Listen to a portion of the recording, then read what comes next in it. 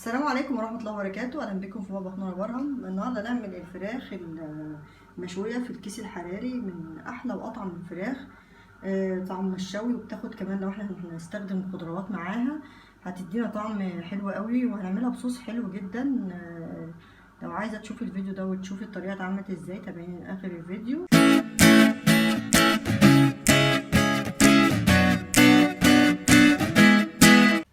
معايا المكونات بتاعتي، معايا فرخة متنضفة مغسولة بملح ودقيق وليمون. غسلتها لحد ما قالت احد. لازم نغسل الحاجة نضيف جدا ونصفيها جدا من المية بتاعتها، وننشف بورق منديل مطبخ كده، ننشف الفرخة حلو ونصفيها حلو، عشان خاطر المية دي بتعمل زفارة. ويا ريت اللي يعمل فراخ ويغسلها ميغسلهاش بخل، لان الخل بيبين او بيظهر ريحة الزفارة في الحاجة اكتر. هو ملح وليمون وشوية دقيق، وبنغسلها حلو وبنصفيها زي ما احنا قلنا. معايا التوابل بتاعتي، معايا كبابة صيني، معايا قرنفل، معايا حبهان قطعناهم في المطحنة بالشكل ده كده، معايا فلفل اسمر، معايا رشة جوز الطيب، معايا بصل بودر، معايا كزبرة ناشفة ناعمة، معايا قرفة، معايا جنزبيل، معايا معلقة بابريكا صغيرة، رشة كركم صغيرة، وكمان هنحط معلقة عسل وخل. ولو مفيش عسل ممكن نحط دبس رمان او عسل اسمر، ده او ده بديل، ونحط معاهم خل ومعلقة كبيرة زيت. معايا معلقتين كبار صلصة بالشكل ده كده. هبدأ انزل بالتوابل دي كلها على الصلصة بالشكل ده. هنزل بمعلقة توم مهروسة كبيرة، وعندي معلقة ملح بالشكل ده كده، معايا معلقة كبيرة خل، معلقة كبيرة زيت،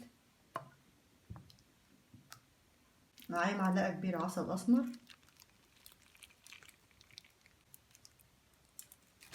نبدأ نخلط كل المكونات دي كده مع بعض. على فكرة طعم العسل ما بيبانش قوي، الناس اللي بتخاف انها تحط حاجة مسكرة، هو طعمه ما بيبانش قوي في التتبيلة، لأن هو طعمه قريب من دبس الرمان مع الطماطم، من صلصة الطماطم ومع الخل.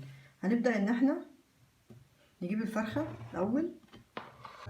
هبدأ أتبل الفراخ، أعمل لها مساج من الخلطة دي، هاخد نصها والنص التاني هخليه للخضار اللي أنا هحطه تحت منها.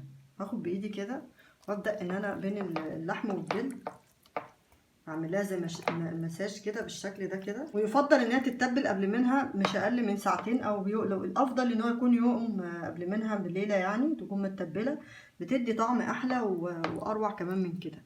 هنبدأ إن احنا كمان نتبلها من بره بالشكل ده كده.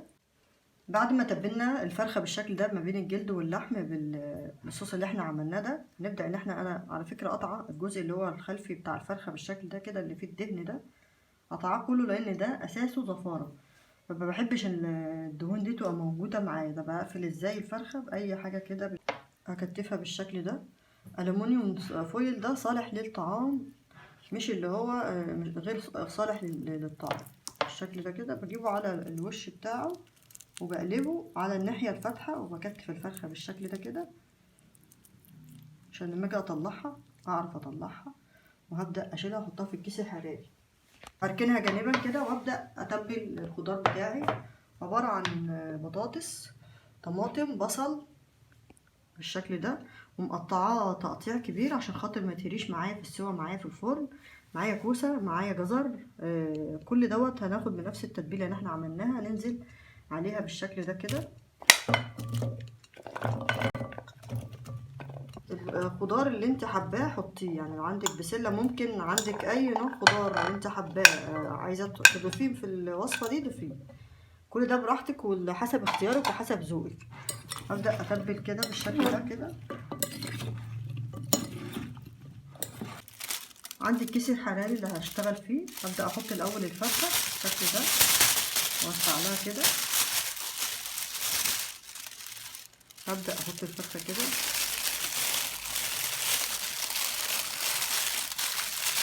كده الفراخ بالشكل ده. هننزل بمجموعة الخضار اللي احنا عملناها حوالين الفرخة بالشكل ده كده. هنلم الكيس بقى ونقفله بعد ما خلصنا كده. هي بيجي معاها كليبس كده، الكيس بيجي معاه كليبس بالشكل ده كده، نبدأ ان احنا نقفل بيه بسكينة بالشكل ده كده. ابدأ اعمل فتحات في الكيس عشان ما ينفجرش مني في الفرن او يفرقع مني بالشكل ده كده. هعمل فتحات بسيطة، هعمل فتحات بالشكل ده كده عشان يطلع البخار الزيادة عندي من الفرخة. احط معلقة خل بالشكل ده كده في الصينية عشان خاطر ما تبيضش مني الصينية وما تجنزرش، واحط شوية مية صغيرين، نص كوباية مية. بعد ما حطينا معلقة الخل في الصينية بالشكل ده كده ونص كوباية مية في الصينية بالشكل ده كده، هبدأ ادخلها على درجة حرارة 200 على رف اوسط لمدة ساعة. وبعد الساعة هبدأ اخفض درجة الحرارة ل 180 درجة عشان تاخد السوى الكامل بتاعها. مش هتاخد اكتر من ساعتين في الفرن، لان كل كيلو من اللحوم بياخد نص ساعة سوا في الفرن. انا هسوي على ساعتين ان شاء الله.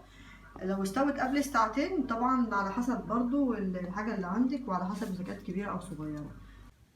الفرخة عندي بعد ما طلعت من الفرن استوت، ونعرف ازاي اذا كانت استوت ولا لا. بنفتح فتحة بسيطة كده من الكيس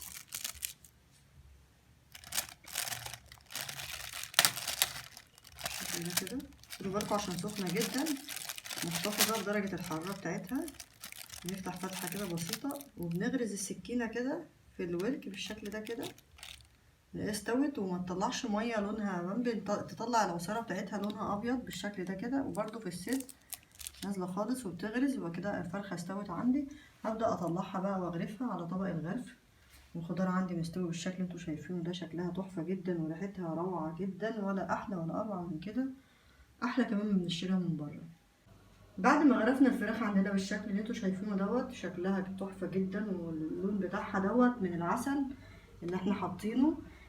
مدي طعم جميل جدا للفراخ، ومدي طعم جميل جدا للخضار كمان. والصوص بتاعها تحفة جدا.